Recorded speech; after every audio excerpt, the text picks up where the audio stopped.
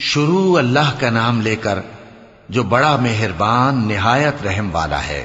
بکھیرنے والی ہواؤں کی قسم جو اڑا کر بکھیر دیتی ہیں، پھر پانی کا بوجھ اٹھاتی ہیں، پھر آہستہ آہستہ چلتی ہیں، پھر اس چیز کو یعنی بارش کو تقسیم کرتی ہیں کہ جو وعدہ تم سے کیا جاتا ہے وہ یقیناً سچا ہے، اور انصاف کا دن ضرور واقع ہوگا۔ اور آسمان کی قسم جس میں کئی رستے ہیں کہ اے اہل مکہ تم ایک اختلاف والی بات میں پڑے ہوئے ہو، اس سے یعنی عقیدہ آخرت سے وہی پھرتا ہے جو اللہ کی طرف سے پھیرا جائے۔ اٹکل دوڑانے والے ہلاک ہوں جو بے خبری میں بھولے ہوئے ہیں، پوچھتے ہیں کہ جزا کا دن کب ہوگا؟ وہ دن ہوگا جب ان کو آگ میں عذاب دیا جائے گا۔ اب اپنی شرارت کا مزہ چکھو، یہ وہی ہے جس کے لیے تم جلدی مچایا کرتے تھے۔ بے شک پرہیزگار بہشتوں اور چشموں میں ہوں گے، اور جو نعمتیں ان کا پروردگار انہیں دیتا ہوگا انہیں لے رہے ہوں گے۔ بے شک وہ اس سے پہلے نیکیاں کرتے تھے، رات کے تھوڑے سے حصے میں سوتے تھے اور صبح کے اوقات میں بخشش مانگا کرتے تھے، اور ان کے مال میں مانگنے والوں اور نہ مانگنے والوں دونوں کا حق ہوتا ہے۔ اور یقین کرنے والوں کے لیے زمین میں بہت سی نشانیاں ہیں، اور خود تمہاری جانوں میں، تو کیا تم دیکھتے نہیں؟ اور تمہارا رزق اور جس چیز کا تم سے وعدہ کیا جاتا ہے آسمان میں ہے، تو آسمان اور زمین کے مالک کی قسم یہ اسی طرح قابل یقین ہے جس طرح تم بات کرتے ہو۔ اے نبی، کیا تمہارے پاس ابراہیم کے معزز مہمانوں کی خبر پہنچی ہے؟ جب وہ ان کے پاس آئے تو سلام کہا، انہوں نے بھی جواب میں سلام کہا۔ دیکھا تو ایسے لوگ کہ نہ جان نہ پہچان۔ پھر وہ اپنے گھر جا کر ایک بھنا ہوا موٹا بچڑا لائے اور کھانے کے لیے ان کے آگے رکھ دیا۔ کہنے لگے کہ آپ تناول کیوں نہیں فرماتے؟ اور ان سے خوف محسوس کیا۔ انہوں نے کہا کہ خوف نہ کیجے، اور ان کو ایک دانش مند لڑکے کی بشارت سنائی۔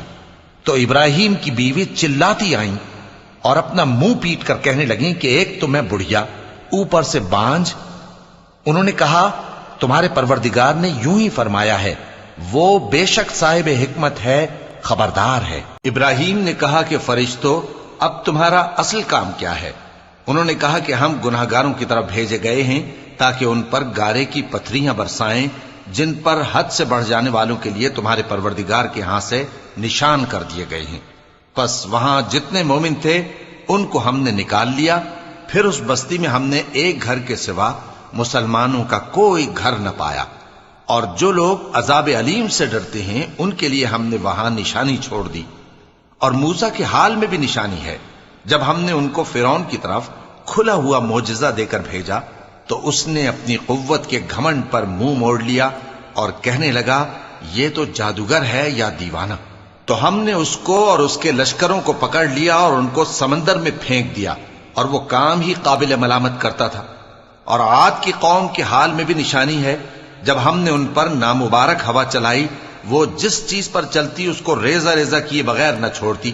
اور قوم سمود کے حال میں بھی نشانی ہے، جب ان سے کہا گیا کہ ایک وقت تک فائدہ اٹھا لو، پس انہوں نے اپنے پروردگار کے حکم سے سرکشی کی، سو ان کو کڑک نے آ پکڑا اور وہ دیکھ رہے تھے۔ پھر وہ نہ تو کھڑے رہنے کی طاقت رکھتے تھے اور نہ مقابلہ کر سکتے تھے، اور اس سے پہلے ہم نوح کی قوم کو ہلاک کر چکے تھے۔ بے شک وہ نافرمان لوگ تھے۔ اور آسمان کو ہم ہی نے اپنی قدرت سے بنایا، اور ہم کو ہر طرح کی قدرت ہے۔ اور زمین کو ہم ہی نے بچھایا، تو دیکھو ہم کیا خوب بچھانے والے ہیں۔ اور ہر چیز کے ہم نے دو دو جوڑے بنائے تاکہ تم نصیحت حاصل کرو۔ تو تم لوگ اللہ کی طرف دوڑ چلو، میں اس کی طرف سے تم کو صاف صاف خبردار کرنے والا ہوں۔ اور اللہ کے ساتھ کسی اور کو معبود نہ بناؤ، میں اس کی طرف سے تم کو صاف صاف خبردار کرنے والا ہوں۔ اسی طرح ان سے پہلے لوگوں کے پاس بھی جو پیغمبر آتا تو وہ بھی اس کو جادوگر یا دیوانہ کہتے۔ کیا یہ لوگ ایک دوسرے کو اسی بات کی وصیت کر مرے ہیں؟ نہیں، بلکہ یہ شریر لوگ ہیں۔ تو اے نبی ان سے منہ موڑ لو، تم کو ہماری طرف سے ملامت نہ ہوگی، اور نصیحت کرتے رہو کہ نصیحت مومنوں کو نفع دیتی ہے۔ اور میں نے جنوں اور انسانوں کو اسی لیے پیدا کیا ہے کہ وہ میری عبادت کریں۔ میں ان سے رزق تو نہیں مانگتا، اور نہ یہ چاہتا ہوں کہ وہ مجھے کھانا کھلائیں۔ اللہ ہی تو سب کو رزق دینے والا ہے، زور آور ہے، مضبوط ہے۔ سو کچھ شک نہیں کہ ان ظالموں کے لیے بھی عذاب کی نوبت مقرر ہے، جس طرح ان کے ساتھیوں کی نوبت تھی۔ تو ان کو مجھ سے عذاب جلدی نہیں طلب کرنا چاہیے، پھر جس دن کا ان کافروں سے وعدہ کیا جاتا ہے اس سے ان کے لیے خرابی ہے۔